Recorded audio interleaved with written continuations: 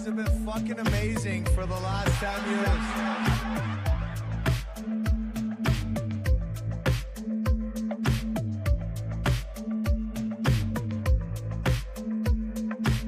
Let me start off with a Twitch feed this morning, and I got to get the whole name right. Mile High Hockey Lab.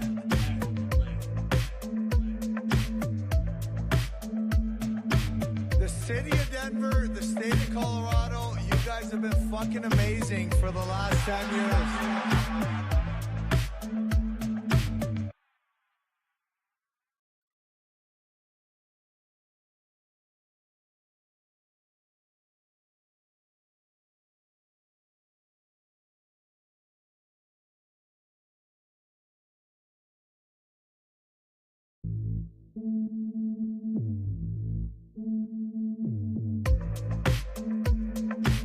Let me start off with a Twitch feed this morning, and I got to get the whole name right.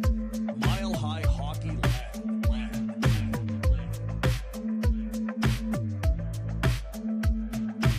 The city of Denver, the state of Colorado, you guys have been fucking amazing for the last 10 years.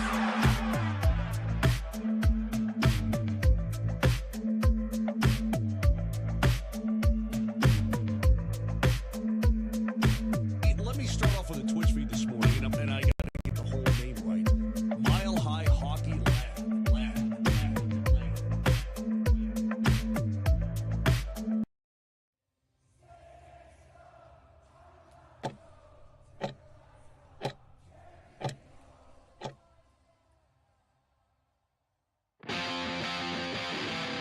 Welcome to the Mile High Hockey Lab.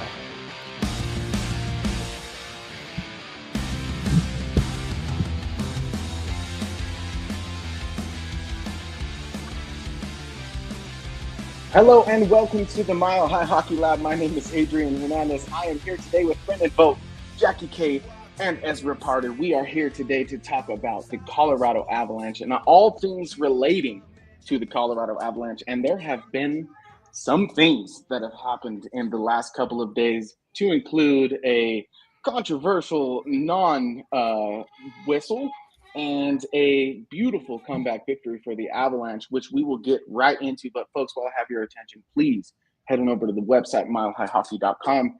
And of course, give us a follow on your preferred social media platform at all caps MHH_lab and at Mile High Hockey. And thank you so much for tuning in with us. This is going to be a spicy one, I feel like, to say the least. But we had Jackie fall out, but Jackie, I'm sure she'll join us back. And we may or may not be getting a little bit of managing editor Evan Liu as well later on in the program. It remains to be seen. We're working with his representation to see if we can get him on here. But we'll get there when we get there. So first things first, guys. I mean, let's set the table real quick. We all saw the play. We all saw Parker Kelly get a little bit of an edge on Benson, but at the same time, Benson's really scooping into that blue paint, and he falls into Mr. Wedgewood, who inevitably ends up injured and kind of thriving in pain in the net, and Benson wraps around and scores and proceeds to pimp a celly. Sam Girard takes exception, and so does the rest of the Avalanche. I want Ezra's reaction right off the rip. Ezra, what do you got for me? I mean, how in the world does a referee watching a guy writhing in pain in the net not blow the whistle? The net is where the pucks go, right? And he's there. So if anybody is in the line of fire, if anybody is in a vulnerable position, if anybody is somebody who you should blow a whistle because you want to protect the player, it's a goalie in the net in pain. It's unbelievable. Bednar said it better than anybody else can. I put it in. I wrote the Friday Feels today mostly about this, mostly about Bednar and all the clips of that. So do check it out on the website. But man, I don't understand what that referee could possibly be thinking in that moment. Like, is he like trying to read Wedgwood's face to see if he's faking it? Like, what is he doing back there? You blow that whistle every single time. For a skater, you should do it for a goalie. It's insane. 100%. And like you said, Bednar put it best when he talked about even Darlene going down earlier in the game and they blew the whistle. And, Bednar mentioned as soon as the puck goes in the corner, there's no scoring danger. You can blow the whistle right then and there. And I'm totally with you, Ezra. I know this is going to be an emotional show, and I don't want to go too far down that. But at the same time, like, this league over and over again tells us that this generation of athletes is to be sought after more in terms of protection. And you're 100% correct. No one's more vulnerable than a goalie who's exposing the backside of their head on the ice in a goal-scoring scenario. And it doesn't get into that goal-scoring scenario if you blow the whistle when the puck is in the corner. So I'm 100% with you. I'm 100% with Jared Bednar. And I get why there's like a real visceral reaction to seeing that, because what happened last night is the best-case scenario. No one got hurt further than beyond what he was injured in the first instance. Had something else happened, this is a much bigger discussion involving all of hockey, all of the league, and honestly, the NHL is lucky that they got away with making such a terrible determination. And Bednar even gave him a second chance by challenging a play that he in and of himself admitted in the postgame presser that he knew it wasn't goaltender interference, but it was simply him giving the referees an opportunity to correct their mistake. Or is it him making the referees watch their mistake yeah, exactly. in front of all their bosses in Toronto? Yeah. I think that's what it was. And that might be true. And I don't want to dominate the conversation. So I do want to hear what Brennan has to say, and I do want to hear what Jackie has to say. So Jackie, hit me with what you have to say in terms of this play that happened last night. Well, we know that nobody cares about player safety in reality. Mm-hmm. So when you leave it up to a judgment call, this is what happens, but it's not like there's ever going to be a black and white rule for this. So it's unfortunate when it happens on the wrong side of that mm-hmm. call, but it's also something that happens a lot. It's just up to their discretion. And I honestly don't think it's going to be the worst thing that we see all year. I mean, in the moment, it's ridiculous. But the other players are top, play to the whistle. And mm-hmm. Benson's 19 years old. Like, right. He's just doing what he was told. Like, this isn't a player that was trying to be dirty. This isn't a player that's trying to do anything but other than keep his job in the NHL. So you play to the whistle, you pick up the puck, and you score. I mean, the Avs got it back with their 5-on-3. So even if it wasn't corrected with Bednar's challenge, they got it back with the 5-on-3. So I mean, the Cale Makar trip was a trip. They weren't makeup calls per se, but I understand what you're getting at. Like, in terms of the balance of the game, yes. Yeah, to give a team a 5-on-3 is, Sure. So I think in the moment it's a big deal. But, I mean, yes, it's unfortunate he got injured, but that's not, the part that we're angry about. It's, yes, you leave things up to the officials. This is what you get. You spin the wheel, and it's up to them to decide in the moment what matters or not. I mean, yes, is he faking it? Of course, a goalie's not just going to roll over and just fake it and try to not get a call. But if you leave open the slippery slope, you could have guys that take advantage of the situation. It happens. So, I mean, I think when we look back on it, even a couple weeks from now, it's probably not going to be that big of a deal. I mean, I agree with you because of what's on the horizon in terms of goalie prospects. But at the same time, I get that Zach Benson, he's doing his job. His job is to put the puck in the net, 1,000%. His job is not to scoop Selly after he puts the puck in the net when the goalie is thriving in pain in the net. And I get that that's like, I'm an emotional fan of the Avalanche, and that's my reaction to seeing a celebration when I have an injured player. But I'm not the only one. Sam Girard obviously took exception to that celebration as well, as he was clearly fine with the puck being put in the net. But as soon as the celebration happened, that's when Sammy Girard came into the picture. And then Connor Clifton, with his own little, I guess, personality play, kind of got in between Girard. And I'm honestly glad that happened, because I think if it got a little nastier in that moment, the dust settles differently in terms of how we look at the initial play. And I'm with you, though, Jackie. Like, I get Zach Benson's just trying to keep his job. Putting the puck in the net is what he needs to do in order to do so. I just think, especially given the outcome, because that clearly spurred on not only the Avalanche, but also the refs apparently, to sort of settle the score. And that hurt his team in the long run. Like, you have to be able to read the room just a little bit in that scenario. But Brandon, I we just haven't think heard things from. happen so fast. I don't know. I mean, it's Buffalo. Like, how They many happened goals has he fast, scored? Jackie, but he's the one who fell into him. He knew he was down.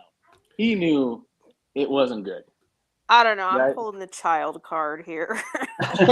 Yeah, and I don't really have an issue with Benson at all. I think Gerard's reaction is right and good. Which don't is have a fine. problem Yeah, with I that don't either. disagree with that either. But yeah, Benson's just playing hockey. But the refs are the ones that are at fault. It's insane that the play was allowed to continue. Yeah, I don't like that there was no whistle, and I don't like that Benson sellied. But I guess the sellied part is more of an emotional fandom reaction, and I get that. But I think it's just from I bleed this burgundy and blue boys and girls. So that's just kind of where it comes from, and that's what you see from Gerard as well. But Brennan, let's hear your thoughts on this controversial play involving Abs and Sabres. Okay, well, I'm going to look at it as one, a hockey player, to a reporter aspect, because I know you bleed the burgundy and blue, and so do I, obviously. But I'm going to be trying more or less bias, if that makes sense. Sure. So, okay, so first off, Kelly pushed the player into Wedgewood. We'll start there. So that is part of the reason why the play wasn't stopped. That's the reason at least the refs were giving, which I don't wholeheartedly agree with. Players down, you should still blow the whistle, no matter whether it be a goalie or not. And especially since the back of his apparently head goalies don't get the whistle. Everyone else does. Goalies just don't. Well, and especially since the back of his head was exposed, and that is the thinnest part of a goalie's mask helmet, because of the back plate. But because they don't have as much padding there, that you can hit like in between the helmet and the back plate, and I can keep going. But do we want to bring up the fact that Calvert 5 years ago, during the Vancouver Canuck game, went down in the slot, and Elias Peterson hit him. And Peterson. You pick one. Peterson. Slapped one into Calvert's head, and he was out for how long? Right. So whether it be a skater or a goalie, we're still not. The Avalanche are still not going to get the whistle. So. I guess. And then of course they had plenty of opportunities. The puck was loose in the corner. They could have blown it then. He jumped out of the way on the net to get out of the way. At the player writhing in pain. As a skater, yes, Benson did exactly what he was doing to keep his job. And should he have sellied? No. But he's a young, emotional kid.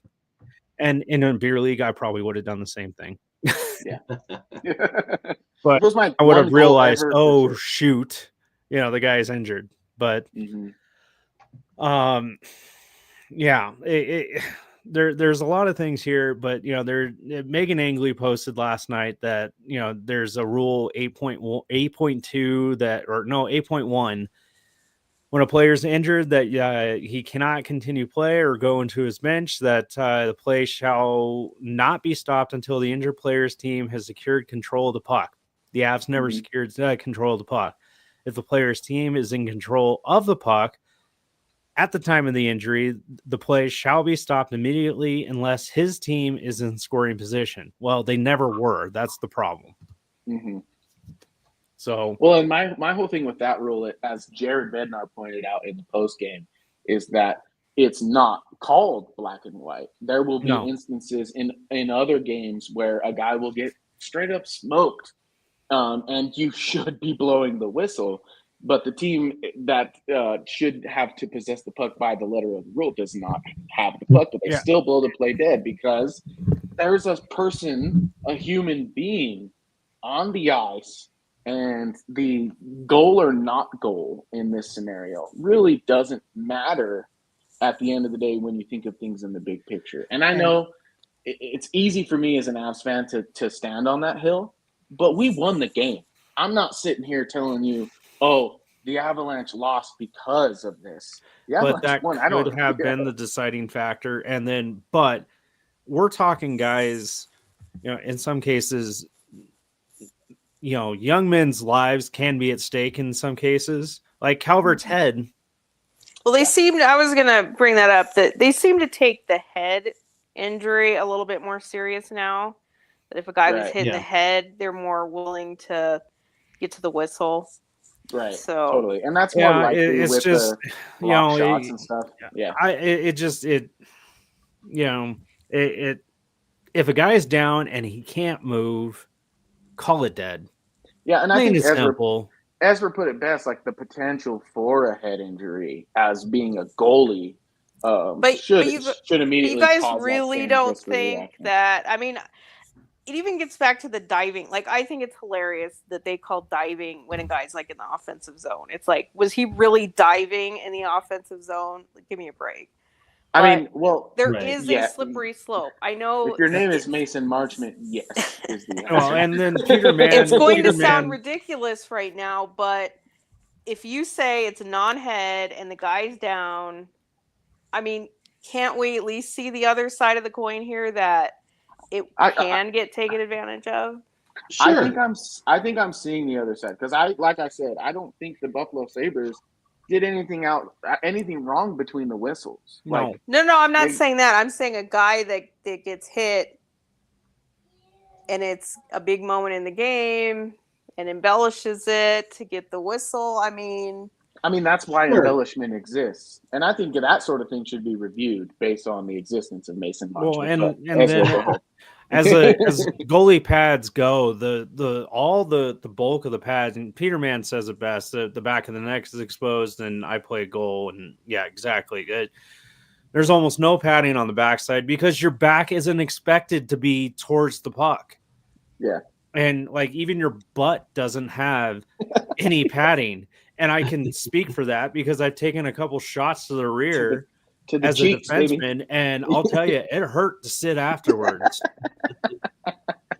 Because your rear is not expected to be facing the play. So I don't know. That's my best. But let's think of this. Let's think of you get contacted. Either the other team does it, or the other team throws your own player into you. Maybe you just stay down. Yeah. I hear you, exactly, but I also I know that's where the discretion comes. They don't want to win that way, but there is such a thing as embellishment. Yeah, but that's where the discretion comes into play, and I think if you're that referee standing over that goaltender in that moment, your discretion it's your discretion, and it should be pretty clear that guy's hurt. Like I don't know if he obviously we're not on the ice last night. We don't know what he sounded like. But I could see from the TV that the guy's probably making a lot of noise, and it's not. Yeah. He's an injured player. He's clearly an injured player. The puck goes to the corner. That's it. That's the end of the conversation for me. And that's the end. And I'm not saying he's faking, but I'm saying if you make it a black and white rule. The other thing is in that CBA, they can stop it for serious injury. Now, the guy's walking around today. So subjective, was it a serious? I mean, it's an injury and it hurt and we don't like it. But does that count as a quote unquote serious injury? I mean, they're probably thinking like you could die kind of injury. Yeah, but to me, watching that play, I'm like, oh, that's either like a high ankle sprain, a torn MCL, or something minor. Like those are the three options, right? And that's just me watching the game with, I don't know what I'm talking about, but that's what it looks like, And having had high ankle sprains and torn meniscuses, those are serious injuries. I could walk the next day, sure, but they're serious injuries. I couldn't on the high ankle sprain. I could on the meniscus. But I've done it on the ice. It's not pleasant. Yeah. And I've skated for 2 more periods afterwards. It is definitely not pleasant. I had to ski down the mountain on my torn meniscus. That was rough, but I should not have. Yeah. To be clear, folks, if you think you're really hurt, do go send a down. flare. But but yeah, it just seems clear to me that if it is up to the ref's discretion and that is necessary because of what you're saying, Jackie, then the refs need to err on the side of caution, because that's such an obviously injured player that whistle has to blow. I don't know what else to say. Yeah, and I agree with you. But to Jackie's credit, I think the punishment, or I guess the blame, and I think you're pointing to this as well, Ezra, and you as well, Brennan, is that it's the refs and their discretion, because you ultimately set up a young Zach Benson to answer the bell. And I hadn't really thought of it this way until we had this conversation. And I appreciate Jackie's perspective because of this, because, Benson's just putting the puck in the net, and I don't like the celly. But at the same time, he's celebrating a goal because he's freaking a young man. And it might be one of the very last he ever gets. I mean, that's not to say I know his I mean, arc no, as he a is pro. a regular on that No, team. He's a good but player.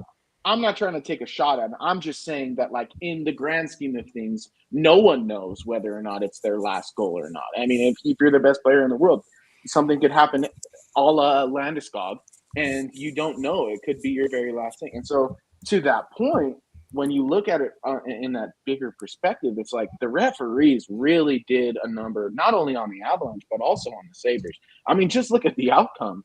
I think if that situation settles in a way where the Avs kind of feel acknowledged, I don't know that Logan O'Connor comes out on the first face-off and gives Benson a nub to the face right off the rip. I don't know that these guys are playing with that same fire, which leads me to my next topic. And this is something that I wanted to talk about as soon as everything settled on last night. I was like, why does it take a potential injury to your goalie to all of a sudden turn into this world-beating team that has this identity and chip on their shoulder that is very much something that leads to victories? Now, I'll preface this, Jackie, before I let you go, with I know it's not sustainable to play 82 games like their playoff games. That being said, I do think there's a middle ground between the first period we got from the Avalanche and the third period that we got from the Avalanche. And I don't think it's unreasonable to expect that middle ground from the jump. Now, go ahead, Jackie. it's like I don't quite believe that it was the incident that sparked them. I mean, we've seen it all year. It's getting down sparks them. And if they had really taken it upon themselves to rise from the ashes, they wouldn't have needed 2 empty net goals. They wouldn't have been down by 2 with 3 minutes left. So I don't think it was instant, galvanized the group and then they started kicking ass. I mean, that third period was still kind of rough, and they won because they're good in that situation, in the empty net situation and the comeback. I mean, how many times have they had to come back? They came back against Buffalo earlier. So to me, that's just more typical. That's a lot of what we've seen. Bad first periods, and then they get down, and then they finally, one good thing happens to them. They see a goal go in, and it's that kind of brings them back to life. It's okay, now we're finally doing something right. And then they kind of ride that momentum. So I don't necessarily see last night as a whole lot of different from that script. I think we've seen that movie quite a few times this year.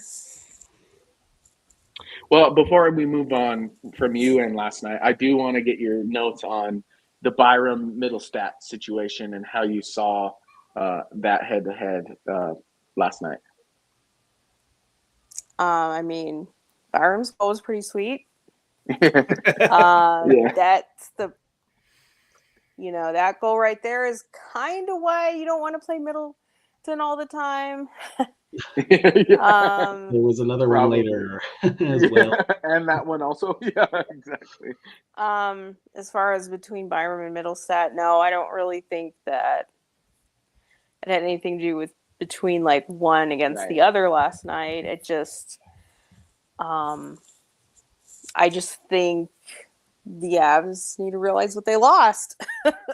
I was going to say, and I don't want to go too far down this, but I'm curious, kind of just a little conversation. The Avs, in my conversations with you all, seem like they may be missing a little bit of that scoring touch on the back end. Although maybe not with Devon Taves They kind lead of the league jumping in up. goals by defense. Yeah. So, I mean, Because if he's a Makar. Hey, that's a defenseman. yeah. Well, he's one. See, this seems like it's not a conversation, but I'm pretty sure it is. But I think there's not enough of a body of work yet to really determine that. I mean, we got one playoff, and we'll see what the playoffs bring this year with Middlestat. That's really what you're paying for is playoff performance, and that's not to give him a pass on the regular season. I do think that he needs to find his way. He got demoted and immediately got on the board. That bodes well for him, I think, in the long run of things, but then he immediately went back to I think maybe he shanked Nuke, right? To get back on the second line. Yeah. I would have been curious to see how long that lasted without any Did you say missing. he shanked Nuke? Yeah, Yeah, I to mean, we get back didn't see on a the lower second body line. injury. It might have happened in the locker room. Yes. Or else he wasn't going to be on that second. I mean, even with the goal that happened, was he getting back on that Totally. second line with the No. Nuke in the lineup? No. Yeah, Probably you're not. 100% correct on He did that. get shifts up before Nichushkin went down. They were juggling a little bit, but yeah. I mean, I knew he wasn't going to get like the 6-minute treatment. Of course right. not. Like he was certainly going to get spot shifted on other lines. And like a dream scenario is that fourth line he was on with Parsonen and Inola becomes a fourth line. Well, works, sure, but becomes a third line with, two other players. Maybe Parsonen can rise to the occasion, I don't know, but not Inola. We didn't have a chance to talk about Parsonen, so if anybody wants to touch on that, let's get I don't see much there. I think a lot of people are Yeah. really squinting to see what he was 2 years ago when he played with Nashville. He got half of his production on the power play. Like, he is not touching the power play on this team. So, Well, he was this today. Parsonen instead of who? Well, I can't remember, but he was on the bumper on the second power play today. Okay, Ooh, well, they're just interesting. dreaming on that Seeing what one they can because get, yeah. They're also Hey, squinting. I was shocked by the move too, but I tweeted it out today, and I was like, "Wait, are you? Is that? Yeah, it is." I mean, instead of whose place would he be taking? I mean, the second power probably Nichushkin. Nichushkin, because I think Middlestat moved up. Nichushkin got demoted to the second. Well, no, Middlestat took his spot on the first because he's injured. Nuke is yeah. But Drouin is back though. Drouin. But Nichushkin was. But I think Middlestat Drouin took was on third. Just going off of what when he was in the box. When Lehkonen going was off in the of box, what Brennan tweeted today for the power play lines, it looked like it was Middlestat and Drouin on the top unit, and then Lehkonen, Colton, and Parsonen on the second unit. But yes, it's true. They'll play like 20 seconds, so he's not going to get. I mean, the second production line never does, or the second unit never on really that plays as much. But I don't see much puck skill. I don't really think he skates that great. I don't really get it. Like, no. I understand the reclamation idea, but I mean, they've played 40 players this year. Like, how many more? Yeah. How many more new people do you? Well, okay, Mandalee's dressed, so he was 40. Yeah, he didn't play. He didn't play yet. I do think it's also hard to judge him off of a couple of games where he's playing with. But I mean, that's what he's going to be doing. Like, he's not going to be playing with anybody better. Well, no, Jackie's pounding on that wall for the 18-year-olds. She's like, no, they're not coming. I know they're not coming, but no, but in theory, a healthier lineup would see him matched more with somebody like, Ivan, who I think is a more capable NHLer than those guys, or maybe even they break up that Kelly Kobe Logie line. It's just hilarious. Like you get a player, and Avalanche Forever tweets, "Welcome to Colorado." Any player that hits the waiver wire, Avalanche Forever will tweet, welcome to Colorado Avalanche. They don't But need any more. Like, how many more projects do they well, need to have? They have like that's why I'm bringing 5 it. It's right like now. it's a waiver project though. You bring him in, you find out if But he can wasn't on score. waivers. He cost a 3rd-round pick. What? Like, I know 3rd-round pick. They're never gonna use that on a real person. What if this is your deadline forward? Like, that's what they spent last year to get their forwards. The deadline forward might be segue, and I know you're gonna hate this conversation. Gabriel Landeskog.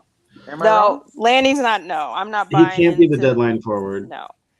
Well, he can't because they can't pay him. Yeah. If the miracle happens, he's the playoff miracle. He's not the deadline miracle. But fair enough. But if Parsons your deadline forward, are we all? Is everyone going to be jumping up and down about that? No. Like, there's still the dream that they're going to get like Stamkos or something, whatever big name out there, Brock Nelson, whatever. Like they spent the 3rd. Did they need to spend the 3rd on this? Yeah. Okay. If we got Stamkos, I would he's totally scream washed. like a little girl. He's totally washed. He's so done. Yeah. But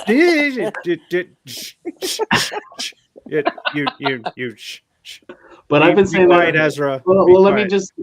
I've been saying that about Ovechkin for years, and I'm not right. So you never know. But you he can still do the one thing. But I'm a Stamkos lover, so you put that Tampa Bay placard, you just rip it off the wall right now. I mean, I get it to see a favorite player play. Like, I understand that's exciting. How were those 2 cups before that? I mean, they were in Florida and in a bubble, but I guess I don't care. They still got them. Well, this leads me to my next conversation, which is America v. Canada, America v. the rest of the world as it pertains to the World Juniors. And this has been a year where Canada gets eliminated again by the same squad in Slovakia, who seem to be quite a the Czechs. The Czechoslovakians seem to be quite a team. In Czechoslovakia doesn't exist, bro. Yeah, I apologize. Czechia, excuse me. I apologize to any of the followers who are watching right now that may be from the region. That's my bad. But nonetheless, I think you all know what I'm trying to say, which is that the country that brought hockey to the world is not seemingly dominating on the junior level any longer. I want to hear Jackie's reaction first, because I think she's very much tapped into kind of that side of things. So, Jackie, what is your interpretation so far overall of the IIHF World Junior Tournament? There was a lot to unpack there. I guess if you're getting at, is Canada just not as good anymore? That's hard to say, just because the talent pool they have is so large. I know that the narratives are the coaching was terrible, and there are definitely some questions there too. The roster construction, because they always have their guys, their program guys, the ones that have been in the U18, the Holinka. Like, this is how I knew Richie was like 90% sure going to be on this team, because he was a program guy. But the U.S. says this too. They have the NTDP that they cater towards. You know, it's not just Canada, but when you leave a 3rd overall off the roster, you know, that's when. I know the argument is you're leaving off like elite junior players for other elite junior players. Like, how do you make that distinction of like who deserves it and who doesn't? But I think they do get a little too stuck in their, you know, their arrogance, their mentality that, you know, we only take program guys. And I think you need to kind of like open your eyes a little bit there. But, the coaching wasn't good. I mean, they were completely undisciplined. I think they were shorthanded like 28 times or something, which is ridiculous. Over 5 games. It's crazy.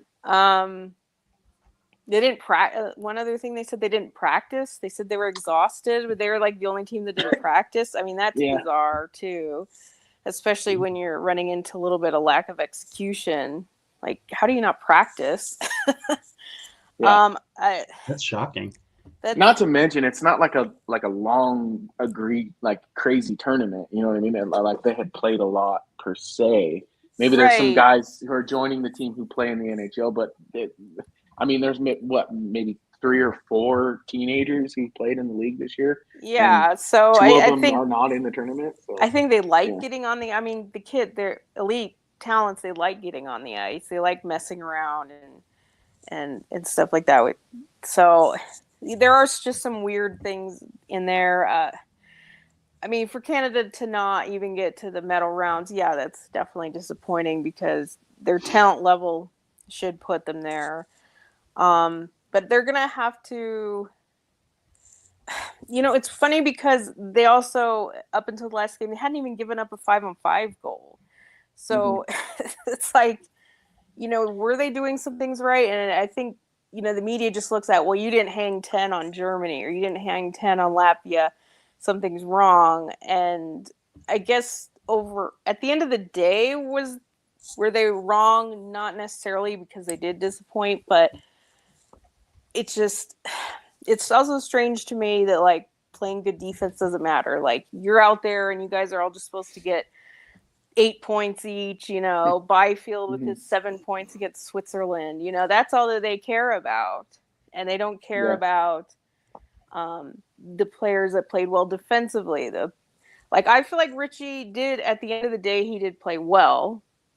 He was one of the better forwards on the team in shots on goal, time on ice, face-offs, plus minus. He had a golden assist. Like, only 2 other players had 3 points. You say, oh, well, Richie only had 2 points. Well, the only 2 had 3 points. So you had a big goal in the Latvia game that they should have won off of. So I feel like he did his job, but no, did he score 8 goals and save them and bring them to the gold medal? No, he didn't. But I think he did what he could. I think a lot of them did what they could.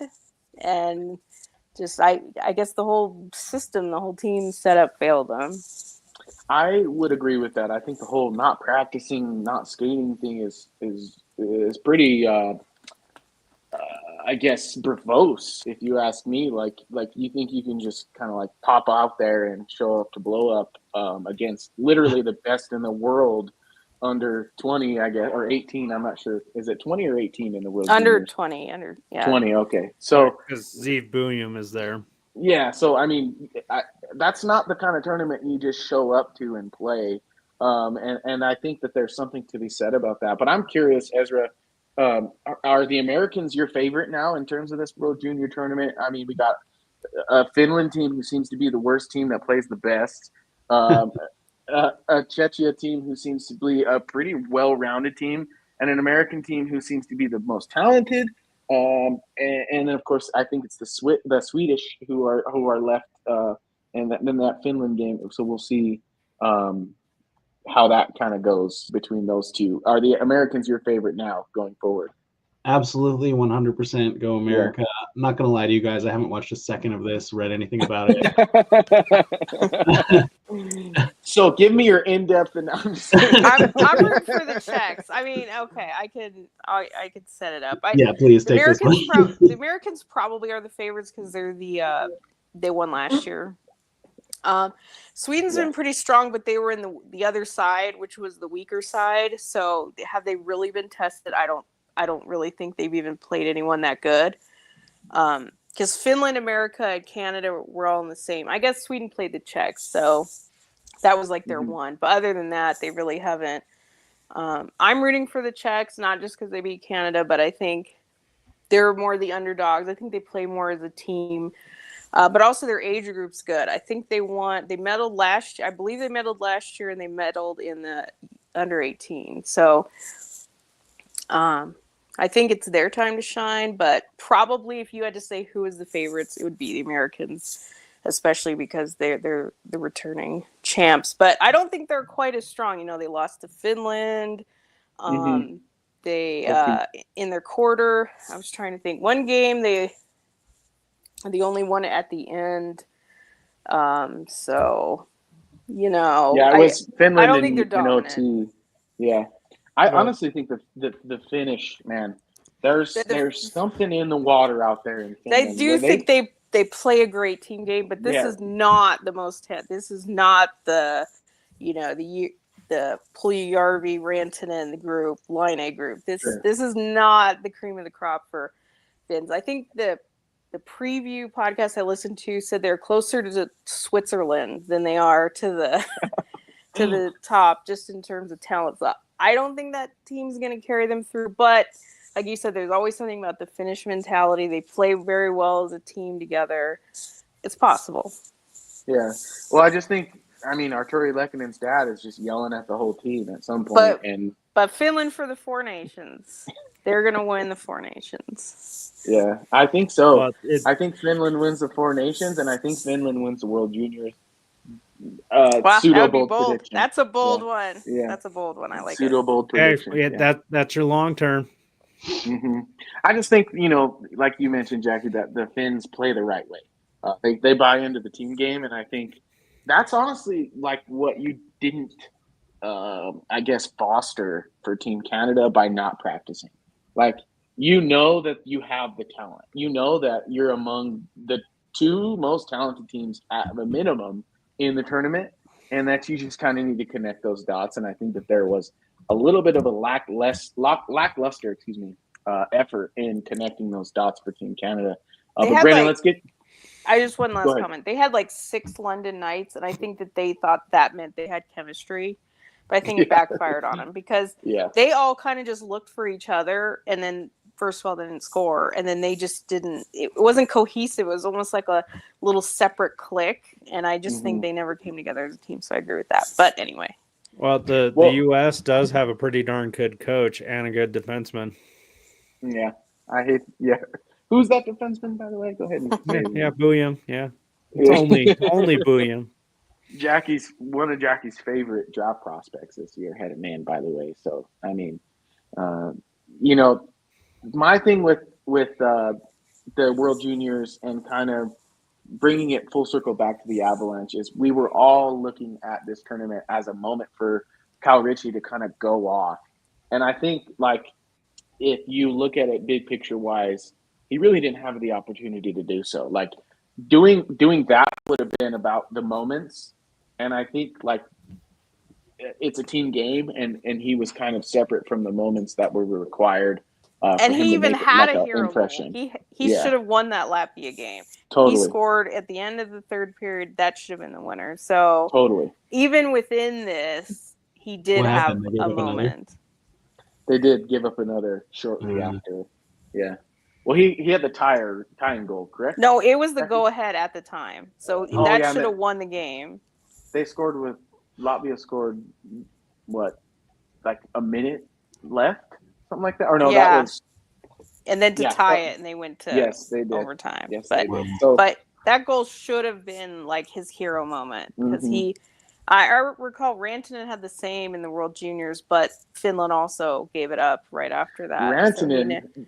Rantanen had one-timer from the dot, which is all of Rantanen in the NHL right now. He scored last night like that. And actually, that's my favorite historical tweet for me, is that when the Finland beat, I think, Team USA that year in Rantanen's World Junior tournament, and we had already drafted him, I said, this guy is the next Colorado Avalanche superstar. And that hit right on the head. But since then, I'm over. So don't count on me for absolutely anything. I thought Kyle Ritchie was going to be that this season, but hopefully next season. We'll see if it comes to fruition. But let's look ahead at what's to come for the Avalanche. A part of that conversation that I want to have is with the injury to our boy Scott Wedgewood. How many backup starts are you predicting? My number was like 5 or 6 when I looked at the schedule. And Brandon, I'll start with you. You haven't spoken in a while. Is this Trent Miner time for you? I would be happy if it was. They called him up. Yeah, they did. They officially called him up, but he's got to do the trip from San Jose to Colorado, so he can get on the bench tomorrow night. So I doubt he's gonna play tomorrow. Knock on wood. I think Bednar said, definitely knock on wood. I think he said the Chicago game they're eyeing, which is what, Wednesday or something. Yeah, and it's not like Blackwood doesn't know how to handle, several starts in a row. So Minor's gonna sit for a bit, but the fact that he's gonna be up with the big club for a bit's gonna help him. It's only gonna help him. So Well, Ezra, that leads me to this question. The KHL season ends on February 26th. There are about 21 games between now and then. The Avalanche obviously have Nabokov kind of in the wings waiting. Is this kind of like an acceleration to his path to the backup role for the Avalanche? Well, I don't think so. I mean, it depends. If Wedgewood ends up being out like seriously all season or something, then maybe there's a possibility that it goes that way. But I would think in that case, the Avs aren't going to be content with a couple of rookies as their best backup options. It would be crazy to have to bring in a third goalie this season, but if Wedgewood's out for a real extended period of time, that might be the way they have to go. Fifth. It'd be you had Capo, and then Capo. Forgot about him. Manalese hasn't dressed, but he's been brought up. Minor's played. And then my gosh, you've had Georgiev, you've had Annunen, and then I meant a third trade like in season. Yes, I was gonna say that would be now. Played so many guys, but I do think that like maybe this in some way is a part of, maybe this helps clarify just in my own head the plan for Nabokov being a little, because when the injury happened, I immediately was like, oh my God, they have to bring in another guy because no matter how long he's out, we can't be relying on Trent Minor. And I was like, oh, right, there is this other guy who could come over and be in the mix for the AHL job at least. And, then you see what happens. So it does seem like maybe there's a little more that we see 4 goalies on paper for the Avalanche right now, but there is a 5th, and we have to think about that. I don't think he plays this year in the NHL. I think that would be insane. But crazier things have happened. Yeah. Okay, Mandalise is hurt, first off, so he can't even be pulled up. So that's a thing. Yeah. So, I mean, he might be healthy by February 26th. So. Oh well, yeah, but he's on the road trip, this 5-game road trip with the Eagles. He is skating. There's a possibility that he can play on this road trip. Adam Shields been pulled up from the Grizzlies and has played a game, but and has actually looked pretty darn good. But I don't want to have to say Barczewski is going to end up being the backup in Loveland because he literally just got his first professional win this last week. Mm-hmm. Wow. Yeah, and he oh gosh, he allows somewhere in the neighborhood of 5 to 7 goals per game. Oof. It's rough. Utah's been business goalie. This is the goalie that the Eagles signed to an AHL deal. He's the former Michigan goalie. Oh yeah. And that's the thing, is he had a good team with him in front of him at Michigan. He took them, it was either to the final 8 or the Frozen 4, and then got eliminated. But yeah. Is that the sound you make when you're without words? Yeah. I mean, it's and it's understandable. Like in his pro debut last year against Ontario, he allowed 5 goals and 8 shots. He was nervous. I can understand that. I can, and sympathize. Yeah, I sympathize with him. And it's like my first podcast, or it's doing, something in live for the first time. It's well, not really, but taking a 100-mile-an-hour shot is completely different. But it's hard. He hasn't. His GAA hasn't really improved, and it just seems like he's a warm body. Yeah. Well, good. I like it. Good for the Avs that he doesn't have an NHL contract yet. Yeah. They can't get that desperate. But Jackie, I'm curious about your Nabokov take. Okay, so 2 things. One, Nabokov, it's not going to happen. I mean, remember not the KHL has playoffs, Right. And we'll see how long that lasts. But What if he just tanks on purpose? Just kidding. well, the other thing is that, like I said, KHL Freedom Day is May 1st. That's when his contract runs through too. Right. So, Yeah.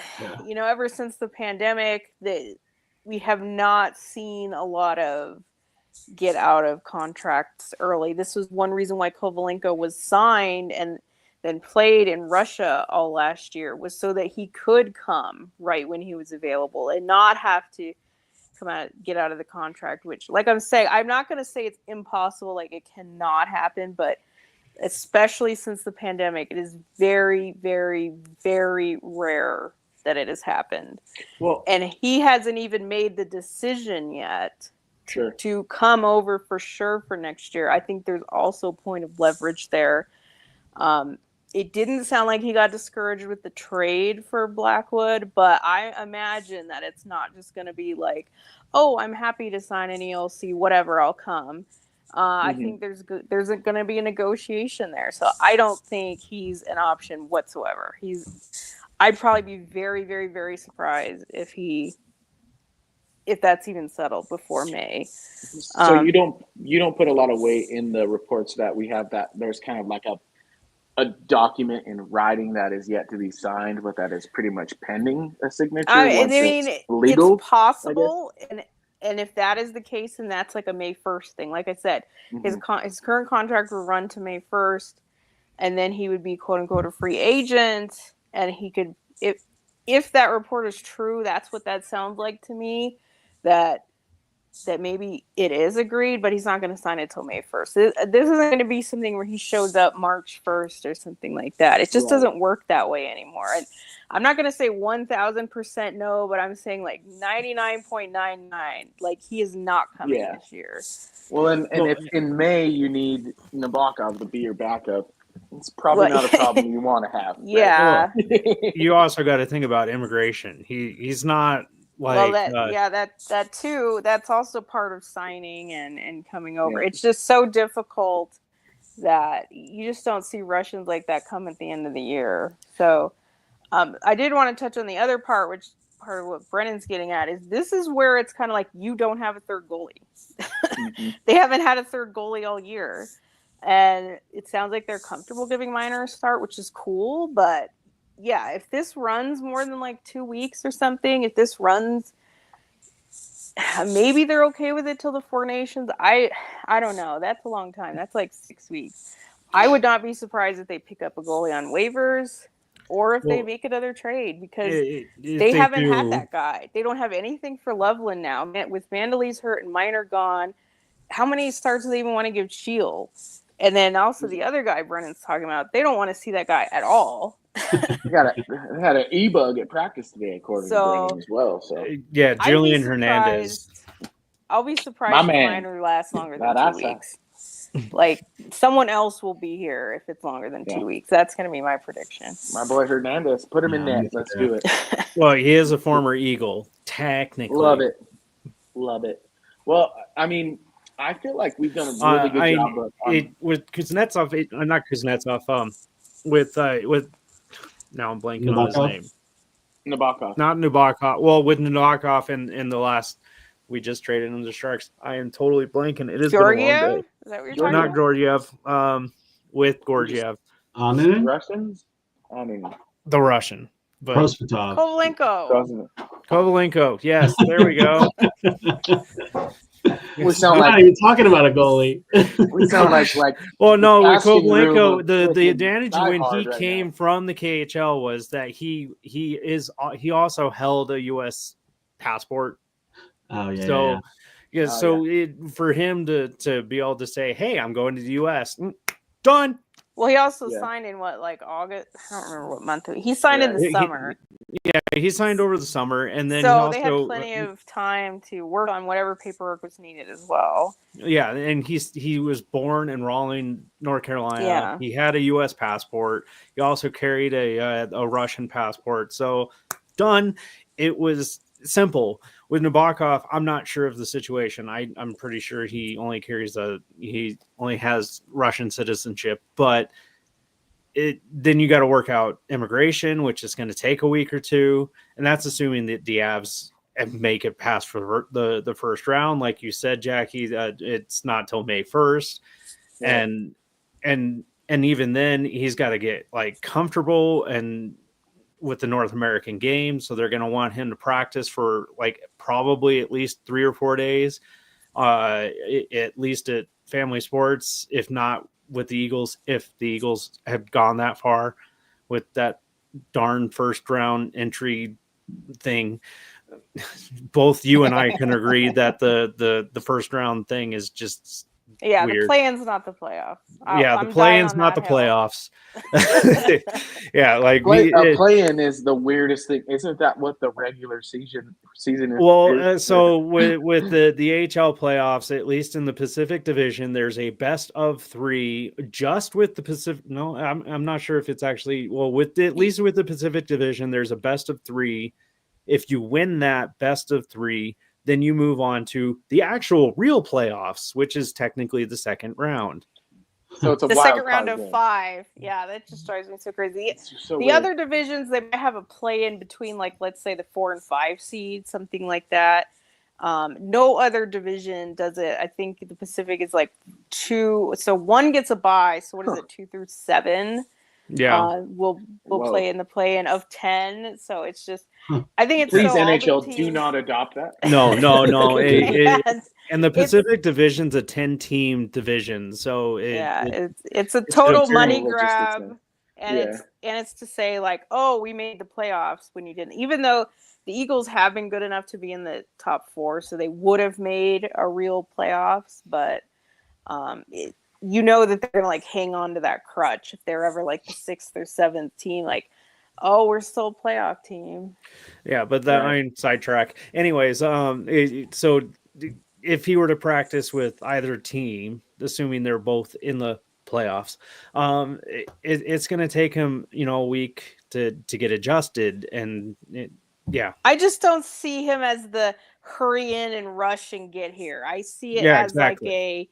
like I'm here, I've arrived, I'm coming. You know what I mean? Gotcha. I just don't see him packing a bag and hurrying over here like some college graduate. I don't see it like that. I think if he's coming, they're planning for it. He's coming. They have a role ready for him. They're ready for it. Like, it has to be very, serious. Yeah, I'd see like 2 to 3 weeks at minimum for him to even get up to speed. Potentially, yeah, and then maybe dress with the team, all that fun junk. So here we are. Well, at that point, they're carrying extra goalies. Yeah. So he would be the third goalie that's in the press box, or I think teams should be very, very scared to waive a goalie right now. Exactly. Be a little concerned. Yeah, don't do it because the Avs will claim him. I don't think anybody's carrying me right now. Yeah, well, that leaves us with, I think, our last segment. Folks, thank you so much for tuning in. We have about 550 live viewers right now, which means a lot to us, folks. We really appreciate you all. Please head on over to milehighhockey.com. We have all of our written material over there.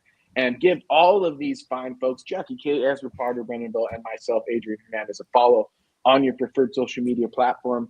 I believe we're all kind of on all of them. If not, you can find us all on Blue Sky and X and all that stuff. So let's get into our fun segment. It's been hot and heavy today so far with the Avs comeback and the injury to the goalie and all that conversation. But let's have some fun and sound off on our bold predictions this week. Let's rehash last week's bold predictions. Jackie, you were not here last week, so we didn't get one from you. It was actually kind of an impromptu, so it's not your fault. Was that the extension show? Yeah, that was the extension episode. Sorry, so I got one from in public. That's totally fine. I don't even remember what my one was from before that. I probably didn't get it. So she makes it sound like it's like I don't go out in public. Yeah, sorry, I don't speak about the Avs in front of others. Yeah, exactly. No, but Ezra had Josh Manson back in the lineup and to score a point. He didn't score a point that night, but he did score a point the next night. Yeah. I'll give you a wrong But last week I got a right after my wrong, so I'll give you a right after your wrong. I don't think you necessarily made a distinction as to whether or not it had to happen that night. I had the okay, well, fine. You don't take it. You don't take it. I had the Avs winning 7-0 against the Jets. That didn't happen, but I'll take the outcome, and I feel like it was a better outcome than most would have predicted for the Avalanche. Although they did get a couple empty netters that kind of made things look a little differently. Evan, who's not here today and didn't join us, Evan, so disappointed in you. Didn't even chime in with a comment. I can't believe you right now. But guess what? You get a ding while you're not here. Let's give him another one since he's not here. And you know what, Evan? That's what you get for not being here. You get 3 of them. Brandon, you said the Eagles would play Tuscan, and you had me quote that they are rivals and that they would have at Tuscan. That's how it's spelled, I guess, with another C. Which you said there would be 2 fights. Were there more than 2 fights? There was like a dozen. So it is indeed a rivalry. Yeah, that's an easy one. Yeah. So that wasn't very bold. But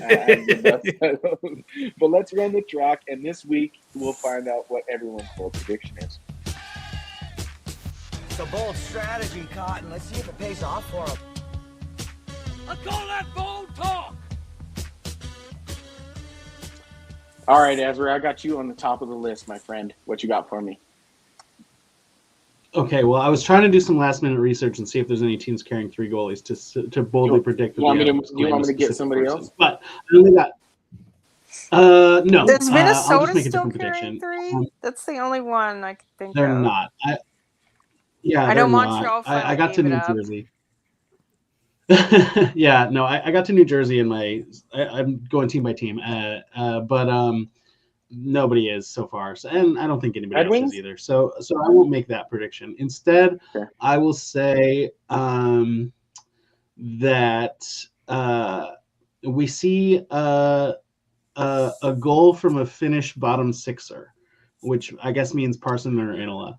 Okay, I was gonna say picking Kiviranta might be. Yeah, I guess he counts too. And he gets them in boatloads. Yeah, that's bottom true. 6 finish. All right, I'll let you. I still Not think he's going Kiwi. to score less than 20 points. So okay. How about if it's Kiviranta, someone else also needs to have. No, I'll let him have Kiviranta Yeah, all right.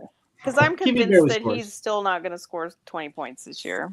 That line, I wrote about this briefly in my Friday Feels. That line, him, Kelly, and Logan O'Connor has been really good statistically, like underlying metrics and everything. They haven't scored a goal on the ice together. Right. I think that's So the crazy. downside. Yeah. It's like low. They've only given up 5, which is like wonderful, and they're controlling play when they're out there, but they haven't scored a single goal. It's crazy. I'll say this though. I saw something from Logan O'Connor last night that I hadn't seen from him in quite a while, and I don't know, like, if it was just like the drama of the night or what, but like there was like a little bit of the old LOC that I've kind of been pining for. I've even written about it in a couple of our roundtables. Where So it's you like, don't think it's just speed? You think it's kind of like passion too? I do think that like he is someone who needs to be led and kind of like bought in, like almost like pulled into the fight kind of guy. You know what I mean?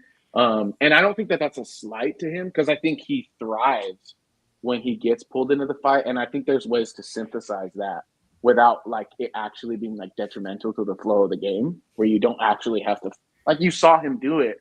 I mean, he gave Benson a little jab off the face off, gave him a little face wash out the whistle, and then a couple of minutes later, the Avs score. You know, and I know it's kind of old man speak to think like, oh, fights and scrums shift momentum, but I do think that there's a little bit of that among people playing on a team together. When you see a guy who kind of is a little bit stirred up from something like that and gets to turn those emotions into actions, and they're actions that you can kind of stand behind, that does kind of like get the crew going. And I think you saw that not just from Logan O'Connor, I think you saw it from the big guys. I think Makar was going the entire night, and if you think otherwise, you're crazy. But and that's probably largely what led to the outcome. Makar and McKinnon were going, but I do think that like that one of the things I said last night after the game was like there was a little bit of identity that I grasped from the Avalanche game last night, where it's like, okay, so this team is kind of feisty, and to me that's kind of what's been lacking from this particular year for the Avalanche is like, who are these guys? Are they superstars that are top heavy with a lack of depth? Are they gritty? Yada yada yada. I do think that the depth of this Avalanche team thrives when they get gritty, and I think that the top heavy part of it has that side to them as well.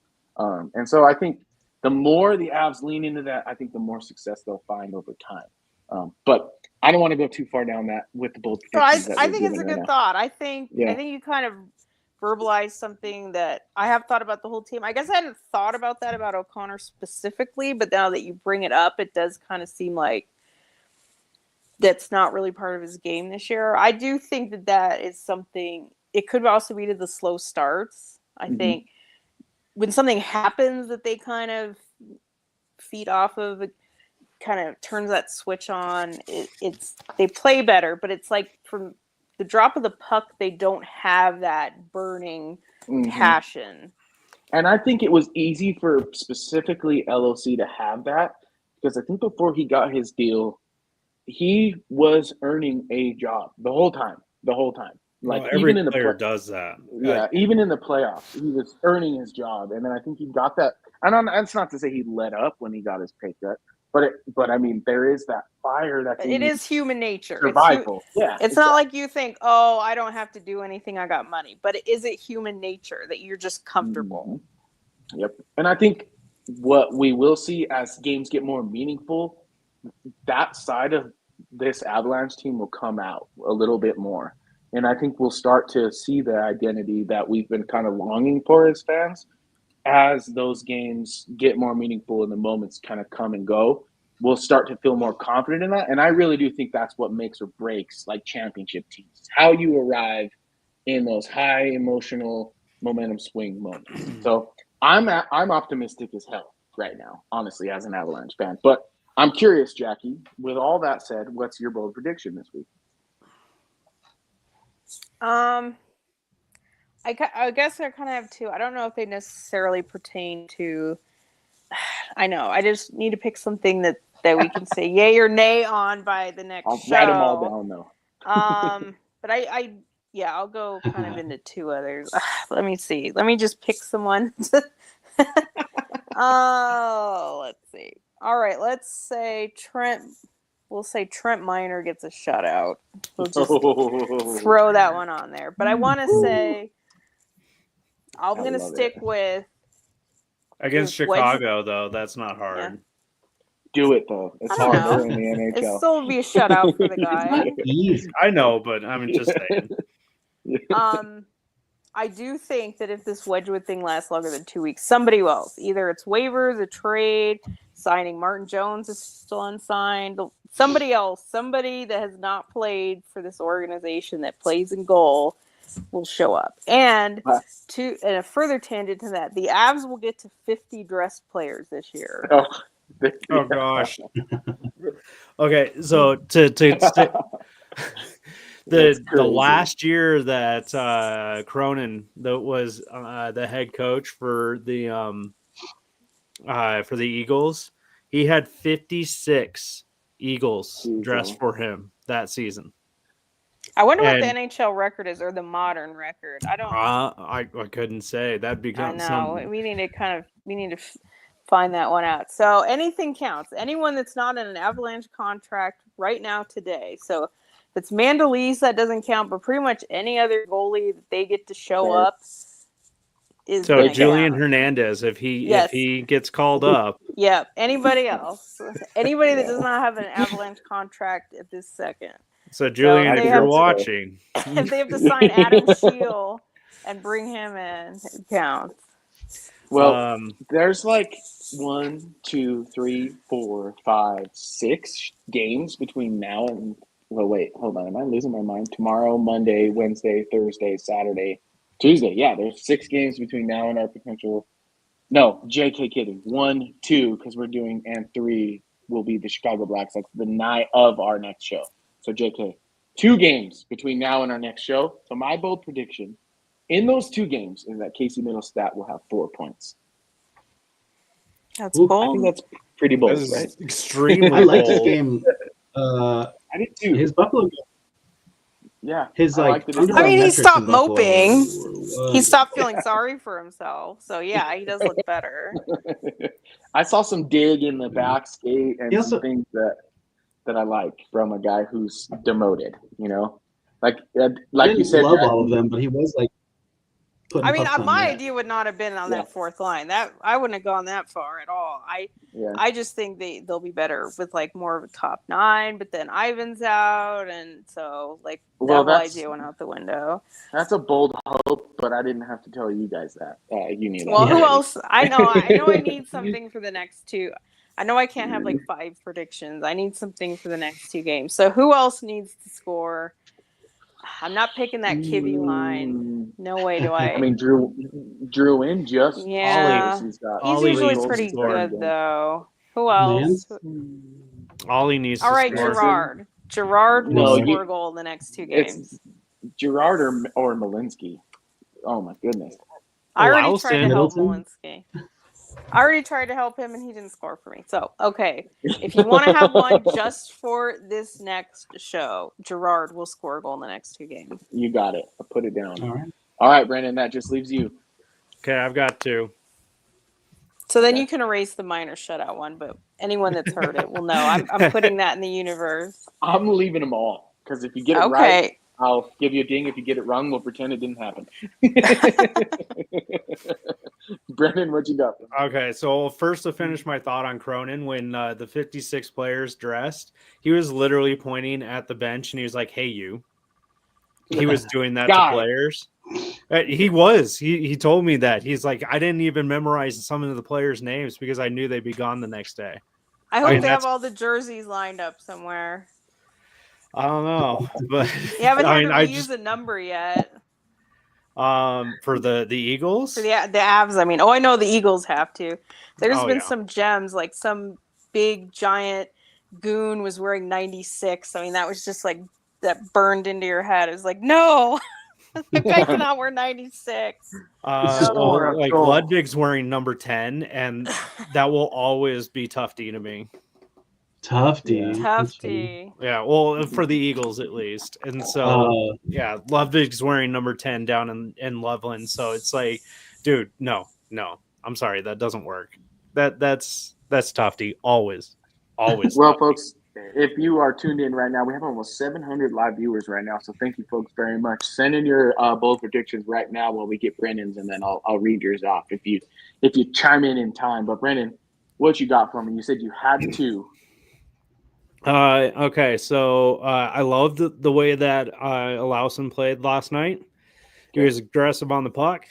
He had some good chances, and so I hope for a goal. Okay. That would be nice. That'd be fun. I would be very pleased with an Lawson goal. Okay. And then a 2-1 win over Florida. Ooh. Hmm. Does Lawson stay until Nuke gets back, or are they going to get trigger finger, pick someone else?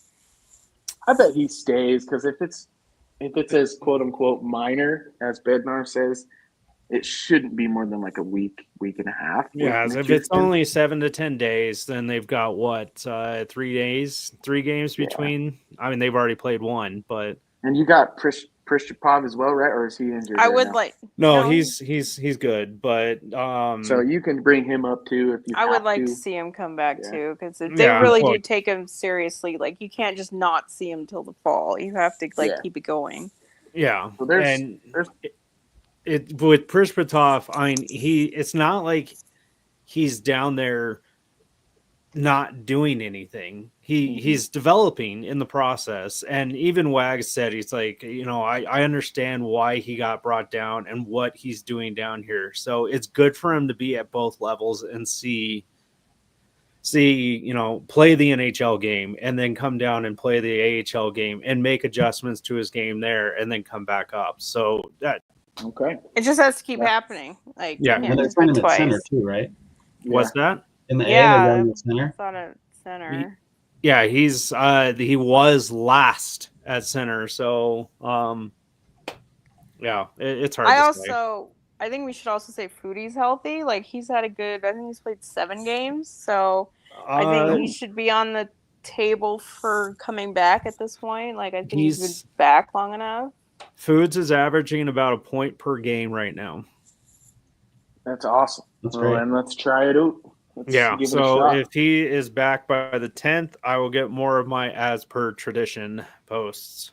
There you go. Oh, that So- reminded me of a long-term bold prediction I wanted to put on the books.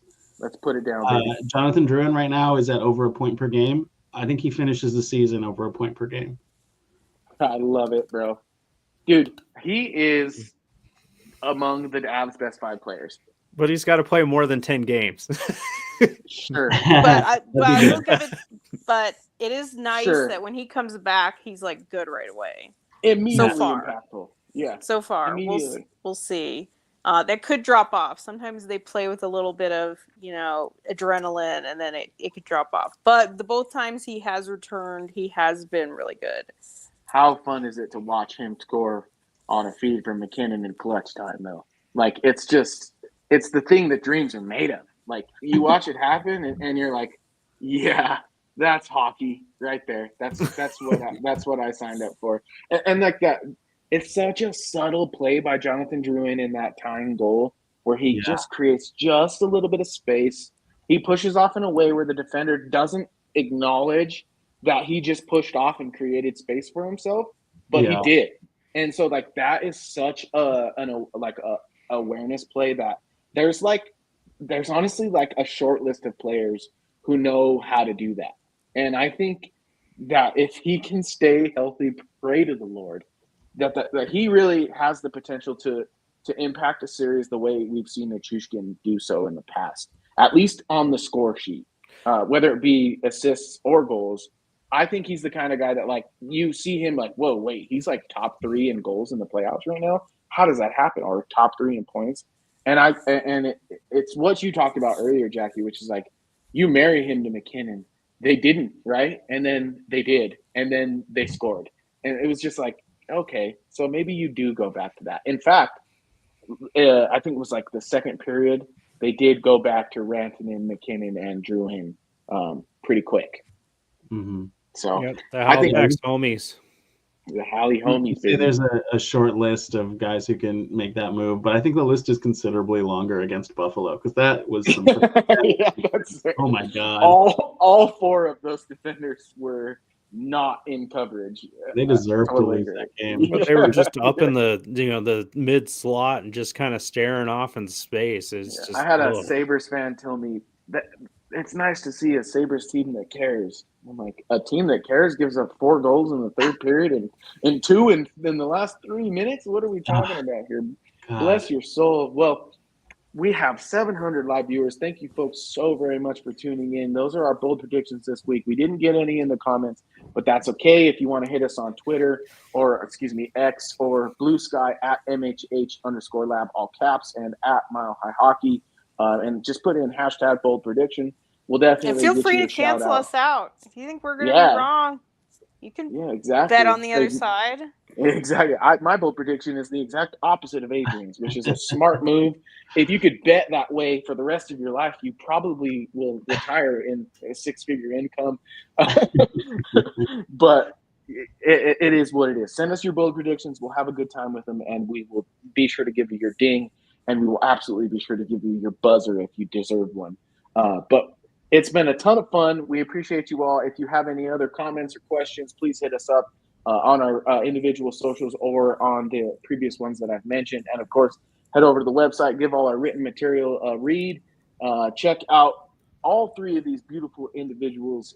All of their work is wonderful. Jackie K, Ezra Parter, and Brennan Vogt. On behalf of the Mile High Hockey Lab and on behalf of our managing editor, Evan Liu, who's probably watching but not here, go Avalanche, baby. Thank you for tuning into the Mile High Hockey Lab.